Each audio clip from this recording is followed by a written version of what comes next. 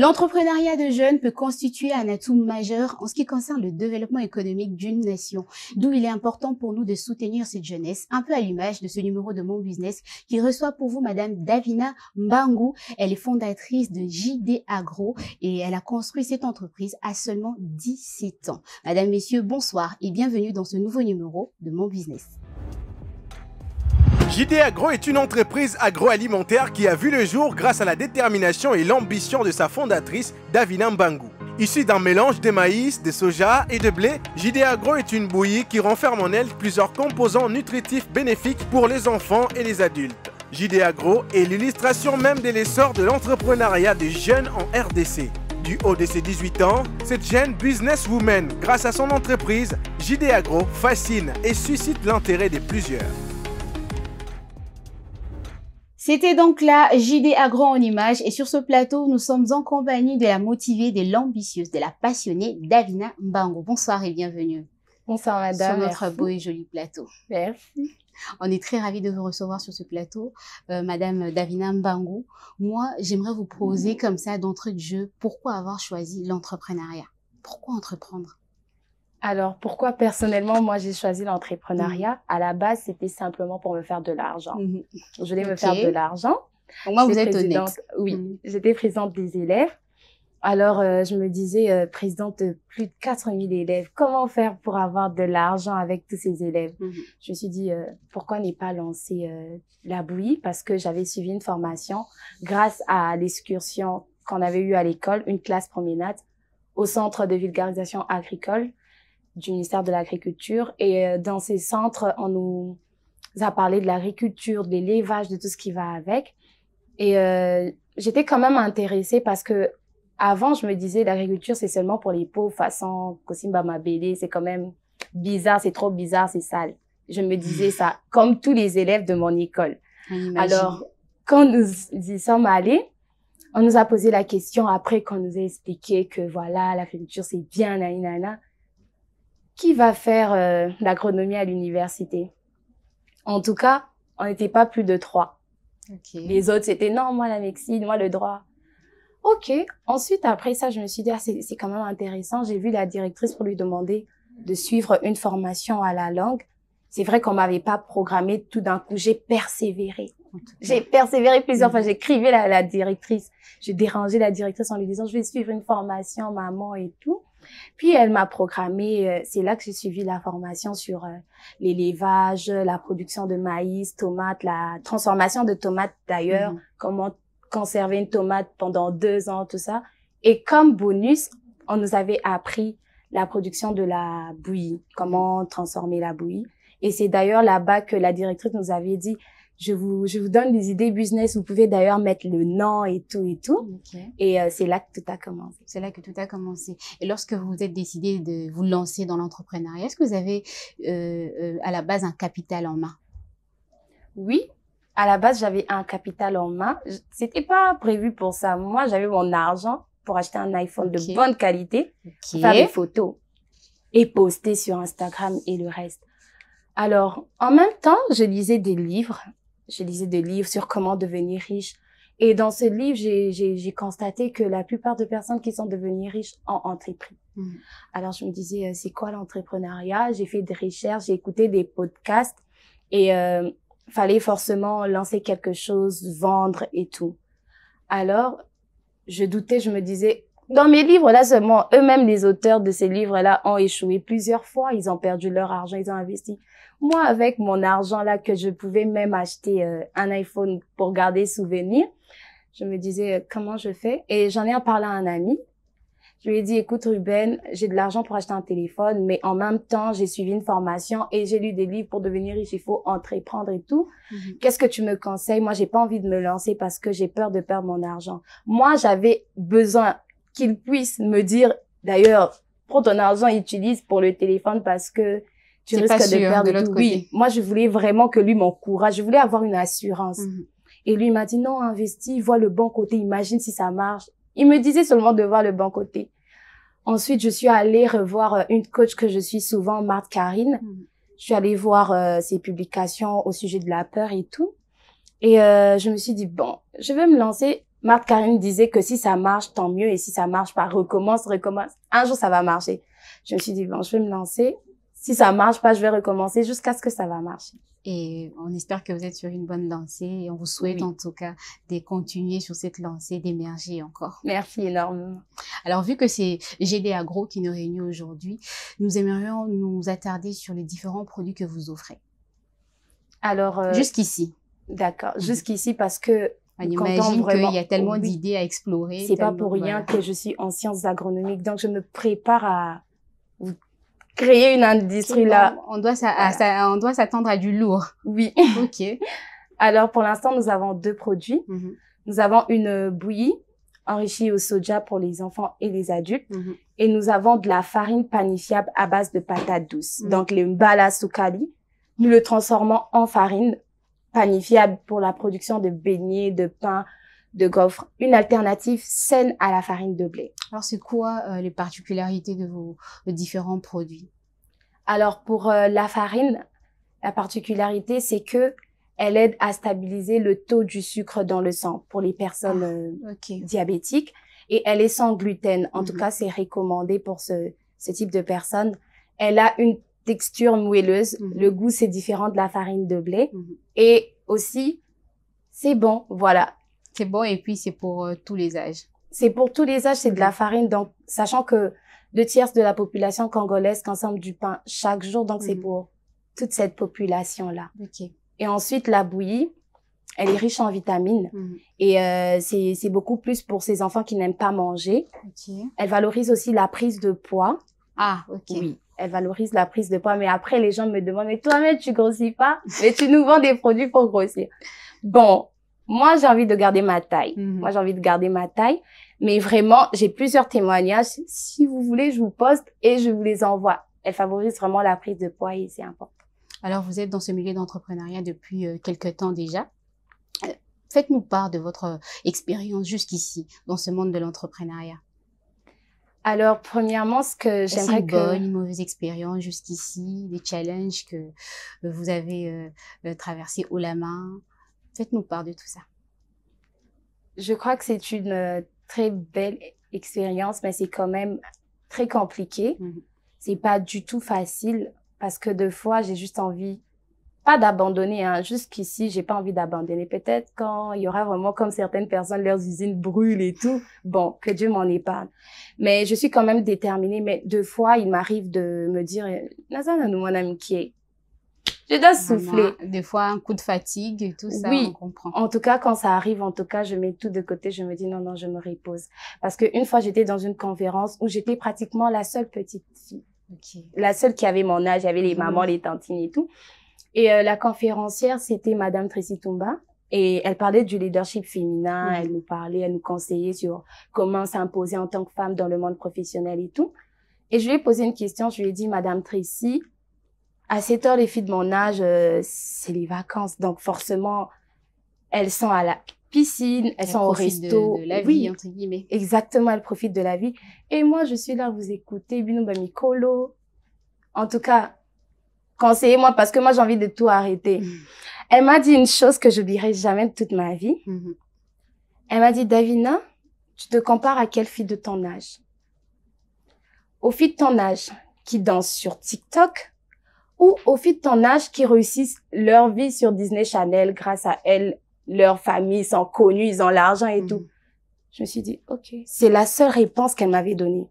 Je ne suis pas contre celles qui dansent sur TikTok en tout cas. Si c'est votre métier et que vous gagnez l'argent dans ça, tant mieux. Mais si c'est pas votre métier, vous gagnez pas l'argent, cherchez autre chose.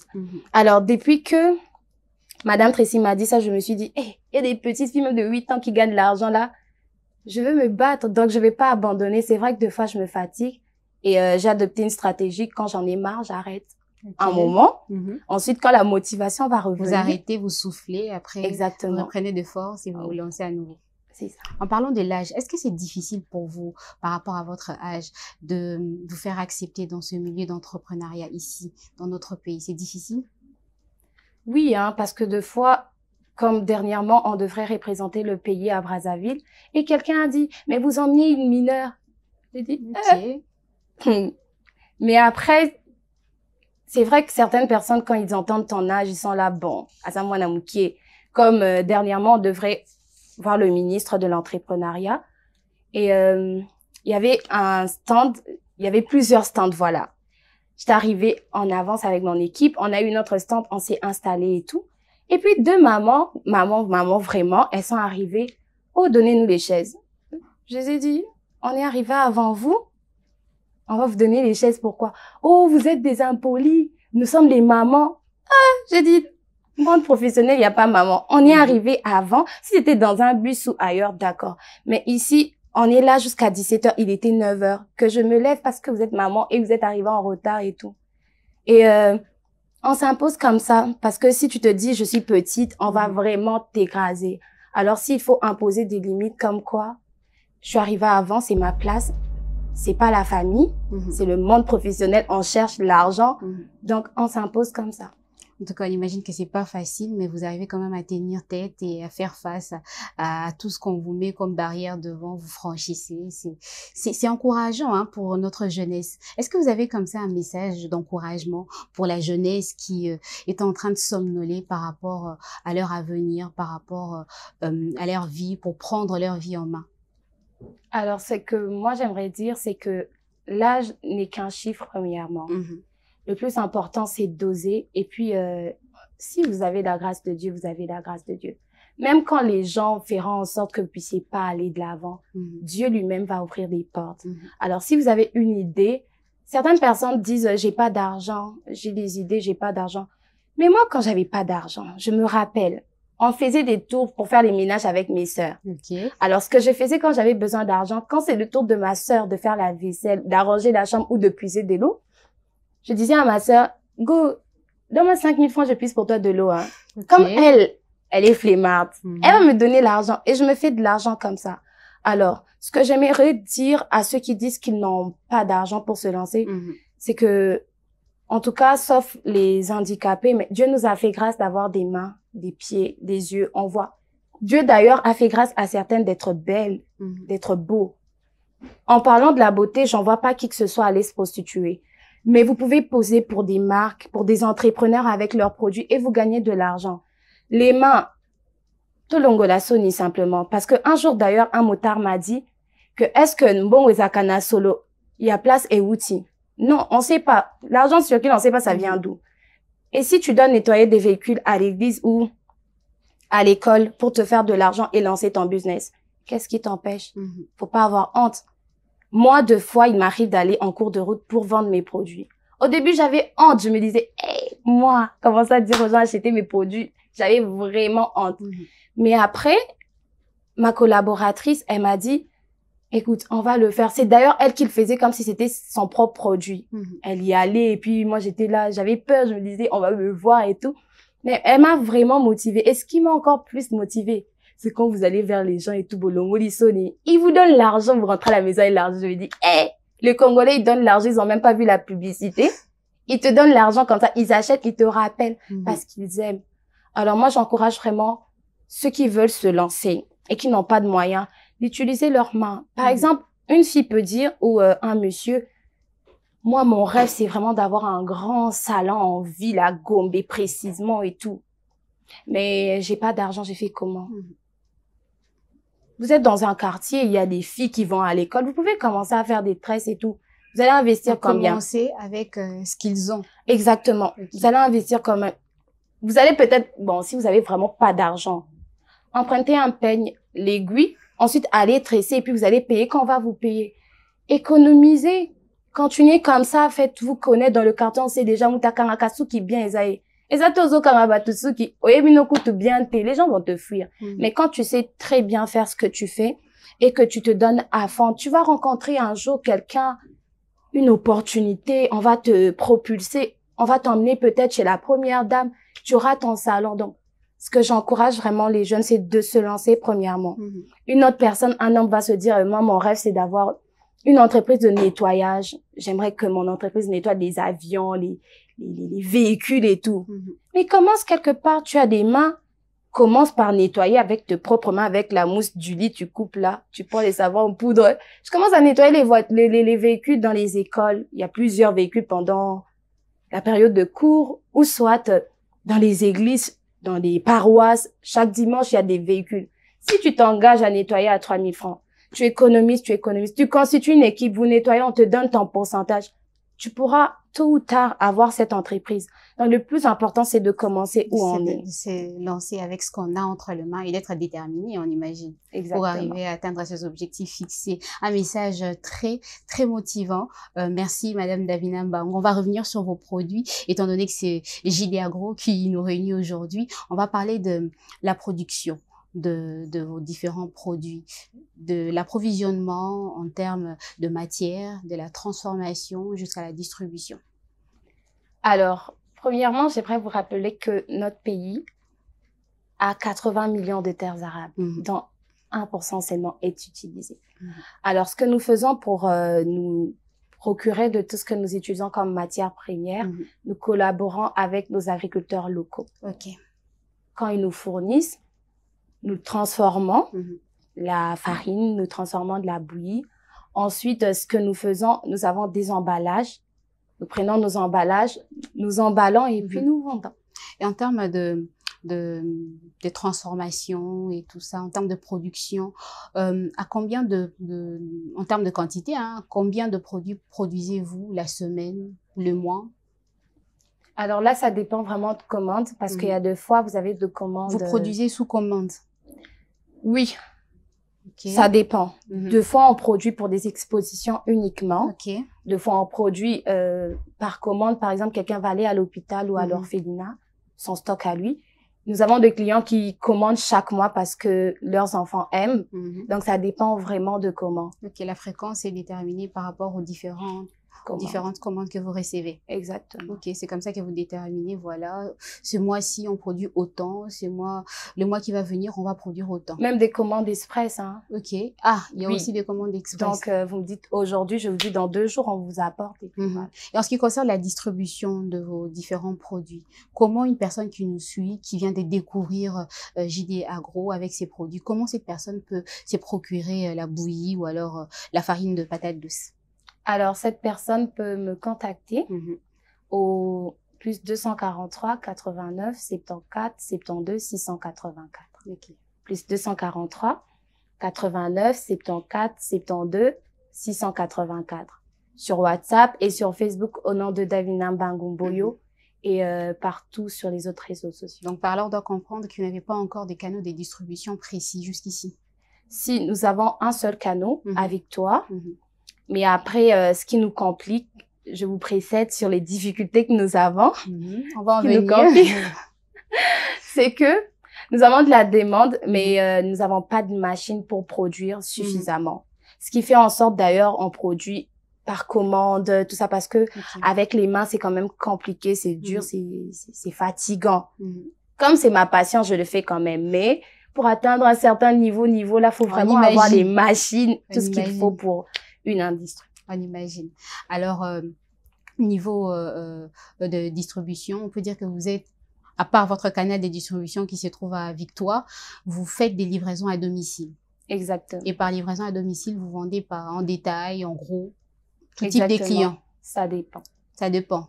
Donc, quelqu'un peut venir commander 2 pièces de bouillie, vous allez livrer ces personnes. Oui. C'est une bonne chose en tout cas. Est-ce que vous avez des clientèles cibles par rapport à vos différents produits? Vous visez des clients ou alors vous aimeriez toucher tout type de clients? Nous visons des clients. Pour la bouillie, premièrement, nous visons les enfants et les adultes pour l'instant. Mais après, d'ici là, on va vraiment spécifier parce que même les sportifs en consomment. Et ils ont des résultats. Mais on travaille pour avoir vraiment des bouillies pour les sportifs entre eux. Une ligne propre aux sportifs. Exactement. Pour les adultes, pour la prise de poids entre eux et puis pour les enfants à partir de 6 mois. Ensuite, pour la farine, nous visons les pâtisseries, les boulangeries, les hôpitaux pour ceux qui ont des problèmes de diabète. Et puis, nous visons aussi des ménages, donc les personnes qui aiment faire leurs gaufres, crêpes à la maison et tout. Alors, vu que vous avez effleuré les difficultés, ça tombe bien, on en est à cette question. Faites-nous part des différentes difficultés que vous rencontrez. Alors, premièrement, c'est au niveau des emballages. Nous importons nos emballages de la Chine. Et deuxièmement, c'est au niveau de matériel.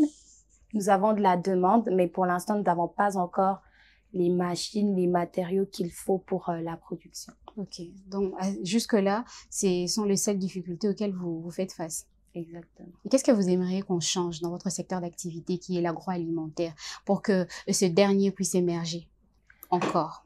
Ok, alors je pense que c'est un secteur très intéressant, mais j'ai rien à dire aux autorités, par exemple. J'ai pas à leur dire quoi changer. J'aimerais parler aux agronomes. Ok. Tu dis que tu es ingénieur agronome. Ok, moi j'ai étudié à l'UNIKIN, à l'UPenn, je suis ingénieur agronome de formation et tout. Mais c'est toi qui viens dans une parcelle, Kokatambi, là, tu demandes 6 000 francs. Vous voyez comment moi je voulais même pas entendre parler de l'agronomie parce que je me disais, alors que on se donne pas du poids. Ce que moi j'aimerais recommander à tous ceux qui font de l'agronomie, c'est de se donner du poids au fait, de valoriser ce que nous faisons. C'est tellement intéressant, il n'y a pas de honte dedans. Tout le monde mange chaque jour. Ça vient de qui?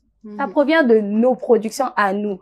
Alors nous devons nous-mêmes valoriser ce que nous faisons, bien nous vendre, bien nous présenter. C'est pas parce qu'on fait de l'agronomie ou soit la transformation ou les bilangas, qu'on doit se présenter sale, qu'on doit paraître pauvre. Non, vous avez de l'argent. Je sais que vous avez de l'argent. Arrêtez de faire semblant. Vendez-nous bien pour attirer encore plus de monde et que notre pays puisse avancer au travers de ce secteur.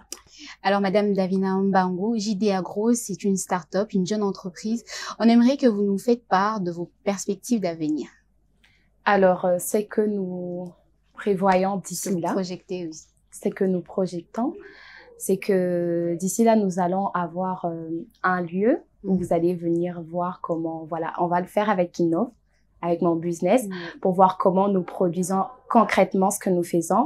Et à la longue, notre vision, c'est de devenir vraiment l'un des fournisseurs de la farine de patates douces dans le monde entier, comme la Chine, l'Ukraine, la Russie peuvent nous fournir de la farine de blé.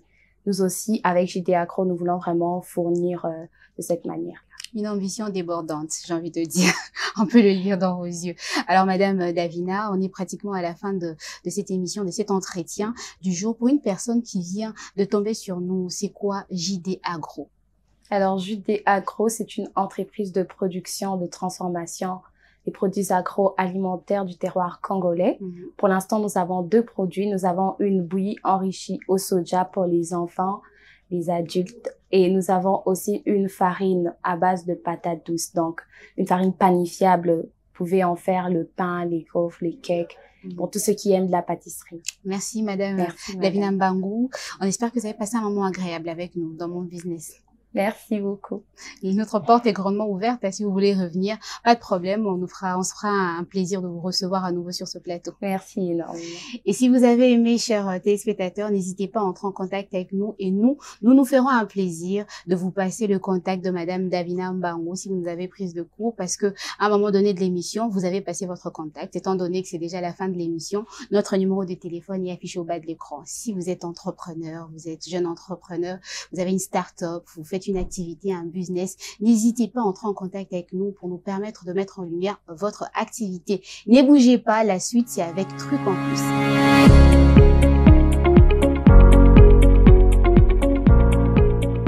Le Truc en Plus maintenant avec Sam Moutoni. Bonsoir Sam. Bonsoir Leïla et bienvenue. Bonsoir à toutes les personnes qui nous regardent. C'est un plaisir pour moi de participer. Je commence à m'habituer à ta présence et tout ça. Alors dis-nous, qu'est-ce que tu nous as emmené aujourd'hui dans Truc en Plus? Allez, aujourd'hui dans Un Truc en Plus, Voilà, exactement. Aujourd'hui, on va s'attarder sur une citation qui a lieu d'être dans le monde du business et de l'entrepreneuriat qui dit, je cite, « Misez sur vos forces, embauchez pour vos faiblesses ». C'est un appel à la séparation du travail, à la division du travail pour avoir une productivité croissante avec le temps. Pour contextualiser, généralement, quand on lance une boîte, on est des fois accompagné d'1 ou 2 personnes. Au début, dans ces contextes-là transitoires, c'est normal qu'on soit multitâche, qu'on soit diversifié, on peut gérer le marketing en même temps, les finances, le personnel, avoir un regard regardant, voulais-je dire, sur tous les secteurs de l'entreprise. Mais avec le temps, quand vous gagnez en notoriété, les chiffres d'affaires, exactement, quand les chiffres d'affaires augmentent, il faut en tant que chef se focaliser sur les aspects pour lesquels vous êtes compétent et déléguer les autres à des personnes qui sont fin. Je sais que c'est pas facile. Ouais, voilà. On a toujours cette facilité-là en tant que chef.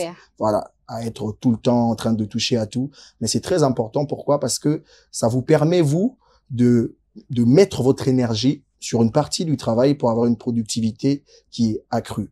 Lorsque vous êtes tout le temps en train de regarder à gauche et à droite, de toucher à tout, déjà dans des secteurs où vous êtes moyen, le rendement ne sera pas le même si vous engagez une personne qui est plus compétent que vous.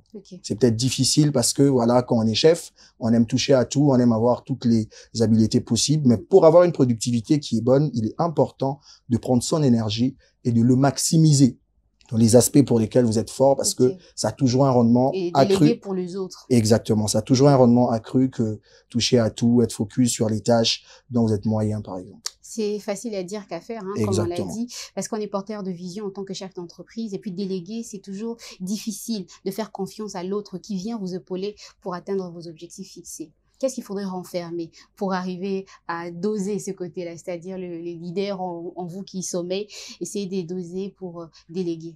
Déjà, il faut se dire que on a toujours cette facilité à aller loin quand on est accompagné. Quand vous êtes chef d'entreprise et que vous êtes tout le temps en train de toucher à tout, déjà, vous aurez moins de temps de repos, ce qui aura de l'impact sur votre productivité. Ça va vous empêcher d'avoir cette largesse-là de vision, vous permettre d'innover, d'être créatif. Pourquoi? Parce que vous touchez à tout. Et aussi, quand vous faites un travail qui est à flux blanc, qui vous pousse à tout le temps être en mouvement, voilà, le rendement n'est pas le même. Mais quand vous êtes focalisé sur une tâche et vous avez peut-être un œil regardant seulement sur une autre, ça permettra à ce que cette complémentarité-là puisse créer un climat qui va permettre à ce que, voilà, l'entreprise puisse avancer. C'est pas facile, comme vous l'avez dit. Aujourd'hui, déjà, quand on a commencé avec ça, j'en touchais à tout, lâcher prise un moment, c'est super compliqué. Et puis on se dit que les gens qui viennent n'ont peut-être pas la même vision des choses que nous, ils n'ont pas le même cœur que nous, ils vont pas faire les choses à notre manière. Mais voilà, quand on travaille quelque part, il y a ce souci du rendu, il y a cette obligation, cette responsabilité-là de rendre à l'entreprise, c'est que elle vous donne, c'est qu'elle vous demande. Et quand vous engagez des personnes qui sont compétentes, vous aurez votre rendu. Ça, engager de personnes compétentes. Et c'est ça la grande chose, parce que vous pouvez être compétent dans un domaine quelconque et être moyen ailleurs. Vous pouvez gérer votre entreprise comme ça.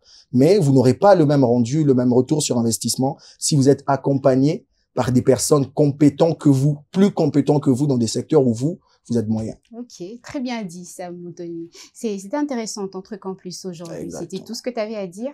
C'est tout. Voilà, pour terminer, un petit conseil à ces entrepreneurs, comme vous avez dit, c'est super difficile.